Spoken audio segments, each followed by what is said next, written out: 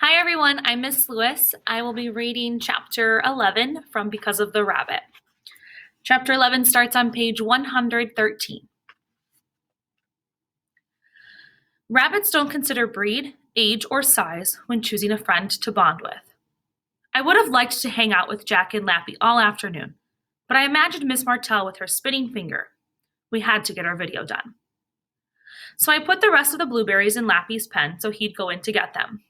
Let's film our video before we run out of time, I said, closing the pen door behind him. I'll introduce you and you can introduce me. Did you bring any props to show when we reveal your answers? Jack opened his backpack and took out a plastic bag of Legos, Dr. Seuss's ABC, and some loose tickets like you'd get for a raffle or to attend an event. I learned to read at age 3, Jack said. Big A, little a, great, I said quickly before he launched into the whole book. That's one truth. What about the Legos? I like Legos. Having grown up with Jack, the other kids would probably already know he liked Legos. What's the coolest or best thing you've ever made with Legos? I asked. A dinosaur skeleton. Seriously? How big was it? Jack held his hands wide apart. Wow, that's amazing, I said. Do you know how many Legos it took to build it? It doesn't have to be the exact number. Close is good enough. Jack looked off into space. 730. I considered that. Okay, that's a cool truth. But maybe we should make it extra tricky. What if we twist it to make that the lie? I could say, Jack once built a dinosaur skeleton with 200 Legos. Then, for the reveal, we could say, wrong, it was over 700 Legos. Jack smiled. Yes. What are the tickets for? He picked up one and read the back. Raffle, Pumpkin Festival, Dharmascotta, Maine. Did you win? I asked. It was the only reason I would have kept a raffle ticket, to remind myself how good it felt to win. No, Jack picked up another ticket. Raffle, Christmas Fair, First Parish Church, Rangeley, Maine. Did you win that one? No, if you win, you have to give the ticket up, he replied. Have you ever won? I asked. No. I felt like I was bungling this, but maybe just because I didn't understand why he kept those tickets didn't mean there wasn't a good reason to Jack. And maybe I didn't have to understand why. Maybe just the fact he liked them was all that mattered. All right, that can be your second truth. You have a collection of raffle tickets. If we didn't get filming, we'd run out of time. I want to change my statements from the ones I said at school. My first truth will be that I love to go kayaking.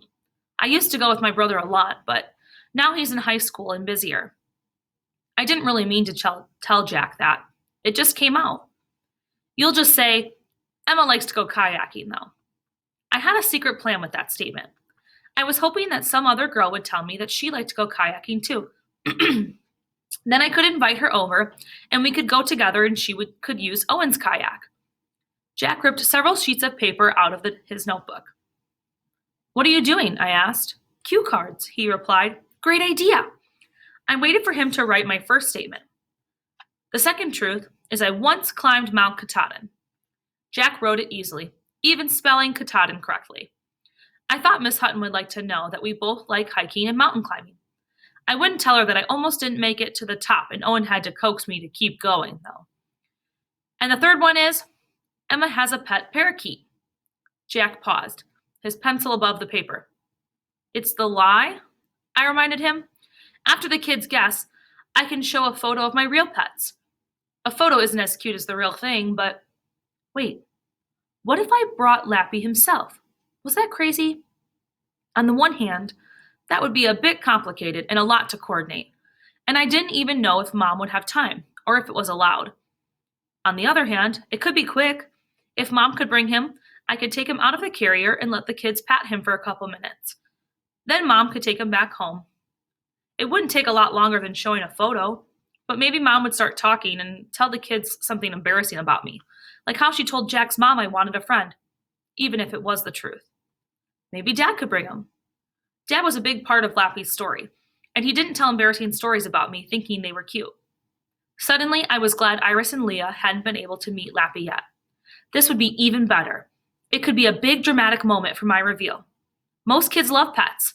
Everyone would want to meet Lappy and talk to me about him. Maybe it'd even bring me my best friend. You know how our program has 3 parts? I asked Jack.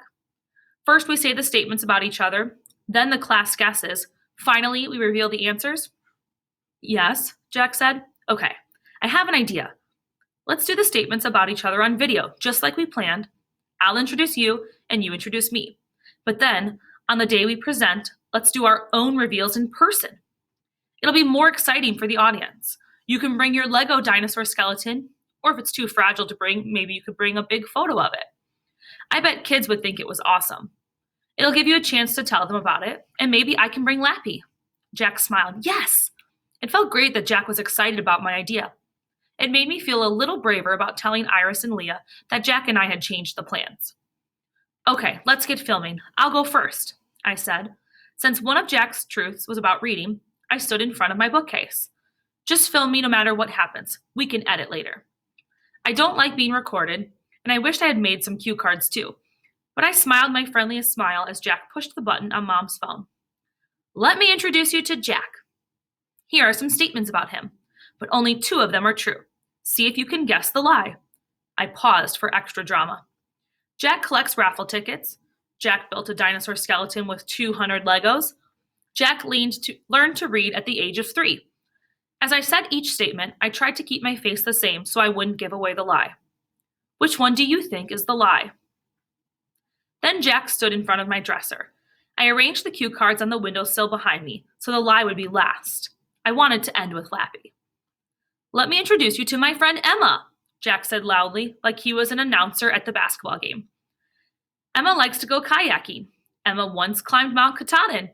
Emma has a pet parakeet. Which one is the lie? Listening to Jack say things about me in such a big way felt weird, like hearing about someone else, even though I did like to kayak and climb mountains. But so what? The other kids didn't seem to be taking this assignment so seriously, and I had to start somewhere. The only way the other kids would ever get to know me was if I shared things about myself. It might work out perfectly, too. I imagined one of the girls in my class hearing Jack talk about me and then seeing Lappy. Wow, she'd think. Emma is so interesting. She'd ask if she could pat Lappy. I'd say sure, and then we'd talk. I was pretty confident that I could take it from there on my own. It was just so hard to get started. Even though this felt weird and uncomfortable, it would all be worth it if I found a best friend.